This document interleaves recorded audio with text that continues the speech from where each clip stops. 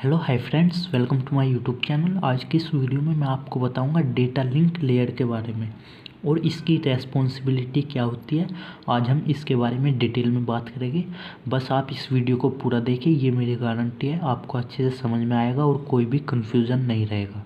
सबसे पहले कोई भी टॉपिक समझने से पहले आपको ये पता होना चाहिए कि उस चीज़ का काम क्या होता है। तो सबसे पहले हम देख लेते हैं कि डेटा लिंक लेयर का क्या काम होता है और उसके बाद हम देखेंगे इसकी क्या क्या रेस्पॉन्सिबिलिटी होती है। तो देखिए फ्रेंड्स, इसका क्या काम होता है। ओएसआई मॉडल की ये हमारी सेकंड लेयर होती है जिसको हम बोलते हैं डेटा लिंक लेयर। और इसके ऊपर जो लेयर होती है वो होती है नेटवर्क लेयर और इसके नीचे लेयर होती है फिज़िकल लेयर। और नेटवर्क लेयर और फिज़िकल लेयर के बीच में होती है हमारी डेटा लिंक लेयर, जो कि ओएसआई मॉडल की सेकंड लेयर होती है। अब इसका क्या काम होता है, इसका रिसीवर पर भी काम होता है और सेंडर पर भी काम होता है। हमारा इस साइड सेंडर है, इस साइड रिसीवर है, आप ऐसे समझ सकते हो। तो जब हम इसको मैसेज को सेंड करेंगे तो इसके पास डेटा कौन सी लेयर से आएगा, आप ही बताइए। नेटवर्क लेयर से आएगा।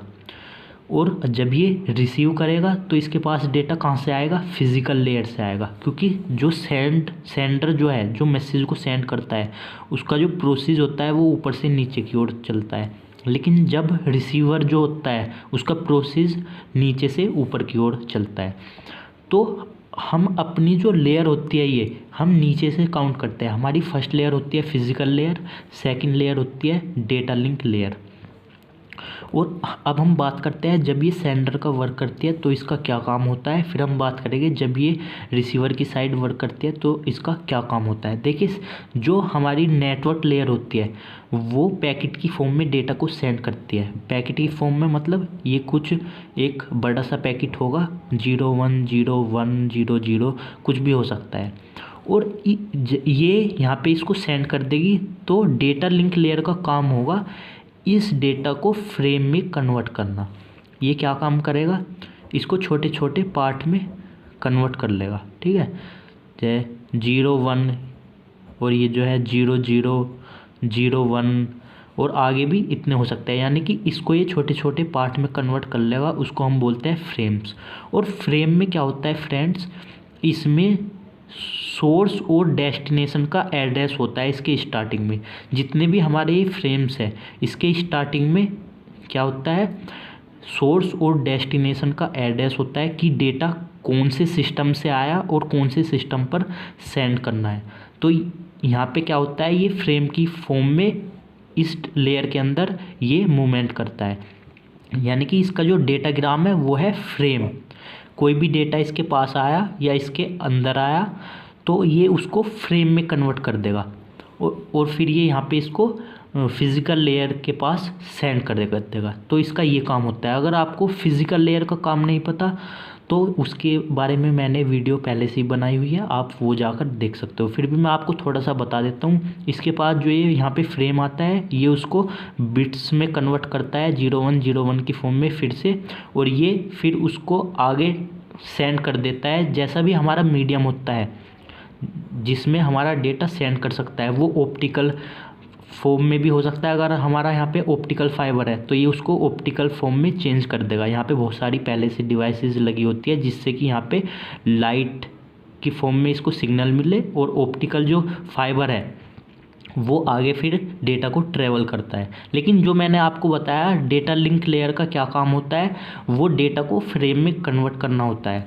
और फिर जब हम रिसीवर की ओर बात करते हैं तो फिज़िकल लेयर का क्या काम होता है, कोई भी हमारे पास यहाँ पे क्या है, सिग्नल आया, वो इलेक्ट्रिक फॉर्म में आया या ऑप्टिकल की फॉर्म में आया, वो उसको बिट्स में कन्वर्ट करता है। देखिए, मैंने इसके ऊपर पहले से ही डिटेल में वीडियो बनाई हुई है फिज़िकल लेयर के ऊपर, फिर भी मैंने आपको थोड़ा सा बता दिया।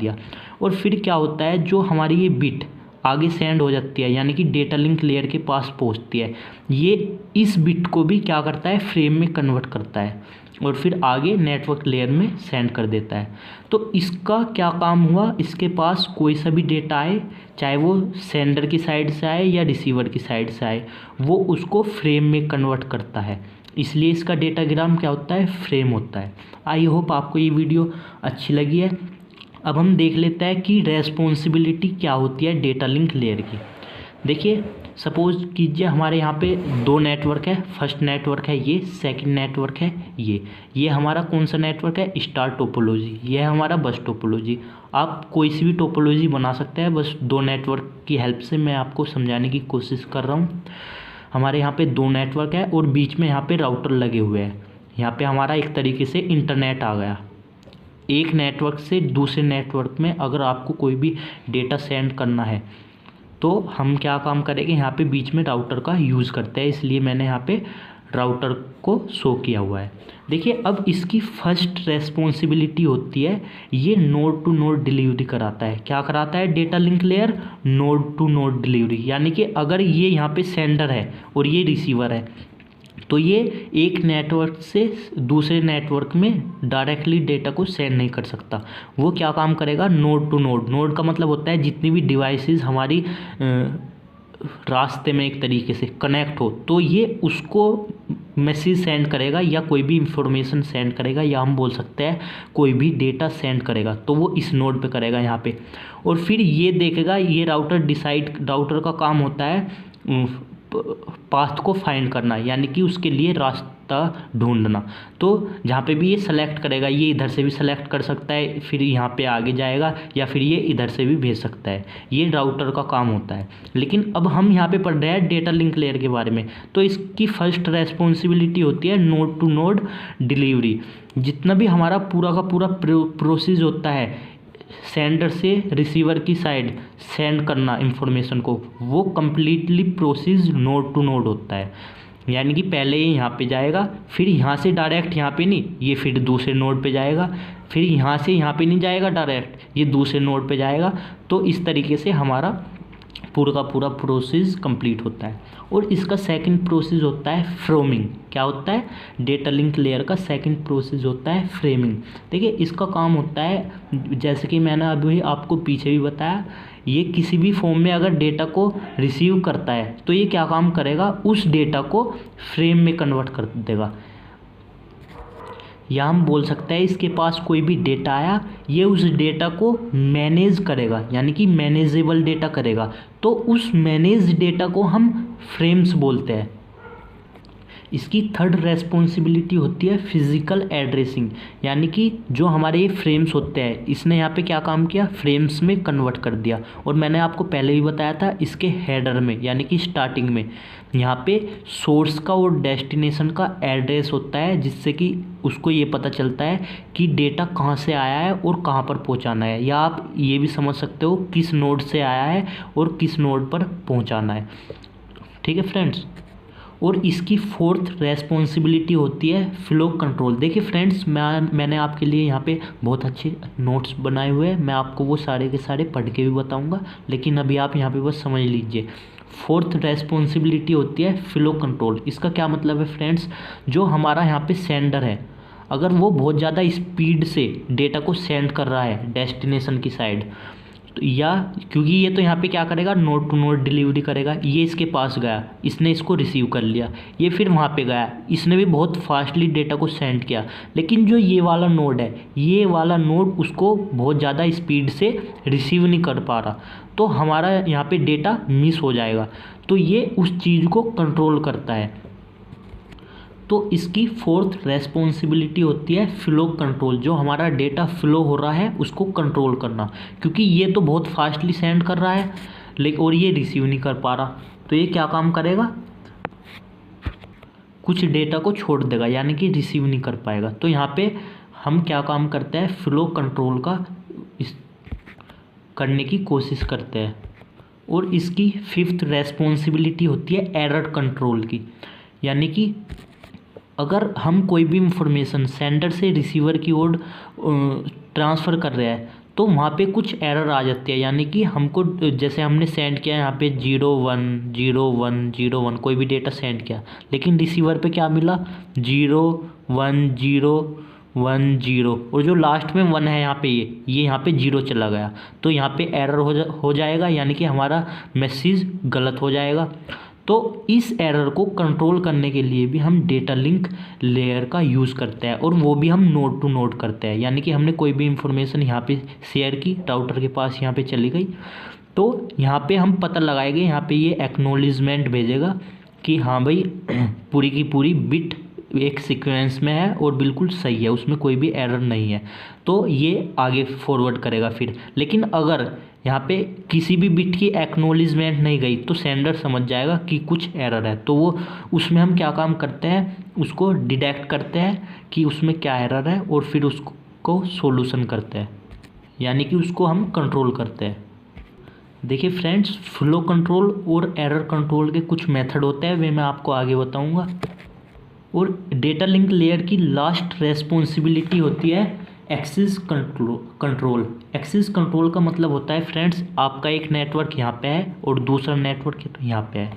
इस नेटवर्क को यहाँ पे कुछ भी इंफॉर्मेशन शेयर करनी है, लेकिन अब यहाँ पे कितने कंप्यूटर है, 1 2 3 4 कंप्यूटर है। अब एक ही टाइम पे ये भी डेटा को सेंड कर सकता है, ये भी सेंड कर सकता है, ये भी सेंड कर सकता है, और पूरा का पूरा ये क्या है, एक नेटवर्क है, और ये सेकंड नेटवर्क है। लेकिन अब सेम ही टाइम पे दोनों ने क्या किया, यहाँ पे किसी भी डेटा को सेंड कर दिया, तो वो कोलाइड हो जाएंगे, यानी कि एक तरीके से मिक्स हो जाएंगे, जिससे कि जो डेटा रिसीवर पर रिसीव होगा वो रिसीवर को समझ नहीं आएगा कि ये एक्चुअल डेटा क्या है। तो एक्सेस कंट्रोल करने के लिए भी हम इसका यूज़ करते हैं। अब हम इसके नोट्स को रीड कर लेते हैं कि ये क्या होता है। देखिए मैंने आपके लिए बहुत अच्छे नोट्स बनाए हुए हैं। Number 1, node to node delivery. इसकी फर्स्ट रेस्पॉन्सिबिलिटी होती है node to node delivery. Data link layer completes the whole process node to node. Data link layer जितने भी प्रोसेस करता है वो नोड टू नोड करता है। सेकेंड रेस्पॉन्सिबिलिटी है framing. The data link layer divides the stream of bits received from the network layer into manageable data units called frames।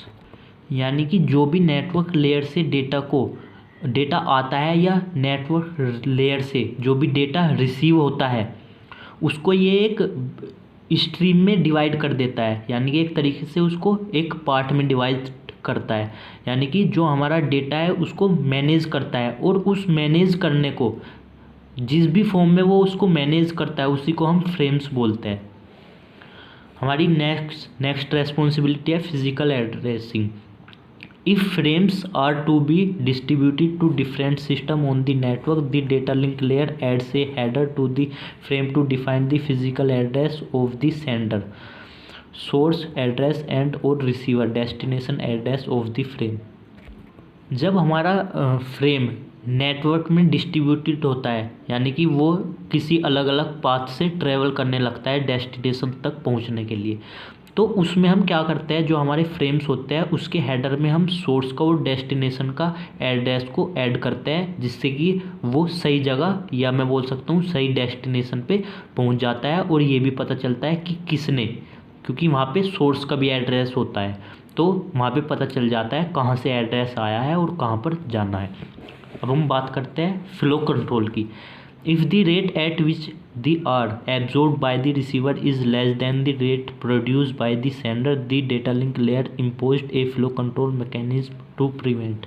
इसका क्या मतलब होता है फ्रेंड्स, यानी कि जो हमारा सेंडर होता है वो डेटा को सेंड कर रहा है और उसकी स्पीड ज़्यादा है, रिसीव जो कर रहा है डेटा हमारा डेस्टिनेशन की साइड जो भी हमारा डेटा रिसीव कर रहा है उससे ज़्यादा है, तो वहाँ पे फ्लो कंट्रोल करना हमें ज़रूरी हो जाता है। यानी कि अब आप एक एग्जांपल के थ्रू समझिए, यहाँ पे एक प्लेयर है और यहाँ पे भी एक प्लेयर है और ये क्रिकेट खेल रहे हैं, तो इसने यहाँ से बॉल फेंकी और ये बहुत तेज़ बॉल फेंक रहा है, इसके पास बहुत सारी बॉल है, 10 बॉल है इसके पास और ये बहुत तेज़ फेंक रहा है, लेकिन ये जो ये है दूसरा प्लेयर उसको कैच नहीं कर पा रहा है इतनी फास्टली, तो हमें उसको कंट्रोल करने की ज़रूरत है, उसके फ्लो को एक तरीके से, अगर मैं डेटा की सेंस में समझूँ तो इसका यही वर्क होता है। Overwhelming the receiver. देखिए फ्रेंड्स, इसके कुछ अपने मेथड भी होते हैं फ्लो को कंट्रोल करने के लिए, और ये फ्लो को कंट्रोल नोड टू नोड करता है। Number 1, stop and wait number second sliding window ARO, और ये भी 2 टाइप्स के होता है, go back and selective repeat. ये आपको आगे पता चलेगा जब मैं नेक्स्ट वीडियो को अपलोड करूँगा। तो बस आपको ये याद रखना है, जो ये मेथड होता है ये फ्लो को कंट्रोल करने के लिए यूज़ किया जाता है। अब हम देख लेते हैं error control. Data link layer check error node to node. जो हमारा डेटा लिंक लेयर होती है वो एरर को नोड टू नोड चेक करता है। Data link layer defect error and correction node to node. Data link layer error को detect करता है और उसको करेक्ट करता है। टू एरर कंट्रोल करने के लिए हम कुछ मेथड का यूज़ करते हैं। नंबर 1 साइक्लिक रिडंडेंसी चेक, जिसको हम CRC भी बोलते हैं। ये भी हम क्या करते हैं, इसमें नोड टू नोड होता है। और सेकंड है चेकसम, ये दोनों मोस्ट इम्पोर्टेंट है। ये सोर्स टू डेस्टिनेशन पे वर्क करता है, ये नोड टू नोड पे वर्क करता है, और ये यहाँ पे सोर्स टू डेस्टिनेशन पे वर्क करता है, और ये ट्रांसपोर्ट लेयर पर भी वर्क किया जाता है।